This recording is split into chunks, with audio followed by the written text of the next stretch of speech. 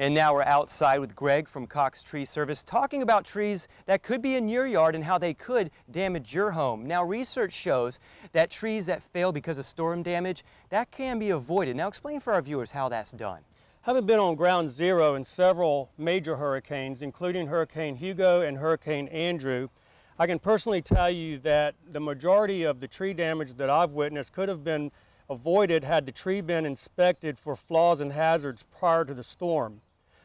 High winds and excessive flooding are guaranteed to have a greater impact on a tree that is unstructurally sound than a tree that is in good health. With that said, it's important to keep a healthy tree healthy from a young age than to try to turn around an older, neglected tree that's in poor health. Now, Greg, certain species of trees are more prone to fail during storm situations. Now, can you tell us what those species are and why they're more prone to fail?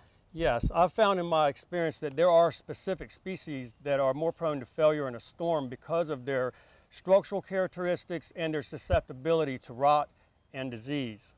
In the low country, these trees would include the laurel and water oak trees, which have a lifespan of about 30 to 40 years because they start experiencing excessive disease and create large hollow cavities which cause the tree to potentially fail and strong winds. Also, we have pine trees, and especially the loblolly pine tree. They are notorious to split in half during a storm, and they have a longer fiber than most trees, and they are more susceptible to fracture because of that. Also, there are other problematic trees, which would include the pecan tree, the red maple, the tulip poplar, cedar trees, Bradford pear trees, and the Washingtonian palms. I'm joined by Billy from Cox Tree Service. Now, Billy, there's certain features that folks at home need to look out for if a storm were to hit. Now, what are these features that can cause potential damage and problems? Sure, Evan. Let's look at the tree behind us as an example to identify some of these features.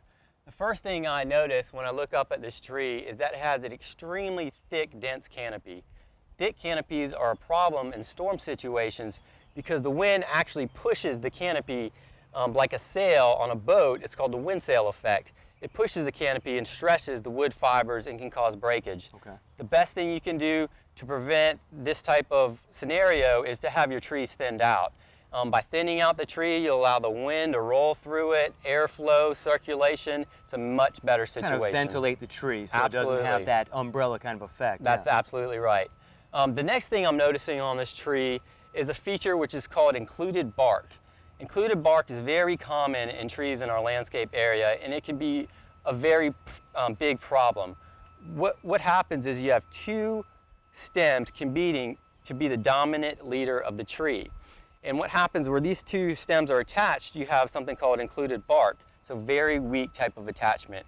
What you want to do to prevent or mitigate the risk associated with included bark is to remove one of the leaders at a young age, or to use cabling and bracing techniques to support the two together. Okay. The next thing I'm noticing on this tree is that it has a pretty good taper, which is good to see. If a tree were to look more like a pencil at the base of a tree, it's a good sign or indicator that the tree has a pretty small and weak root system. Okay. Weak root systems are a big problem in storms because they can uproot and cause the tree to fall over. Now, Billy, many people at home may notice some of these features in trees they have in their yards. How can they get in touch with you? You can easily get in touch with us by calling 843-971-2079. There you go. Act now. You know what? It's hurricane season. Good tips. Thanks a lot, Billy. Thank you, Evan. All right.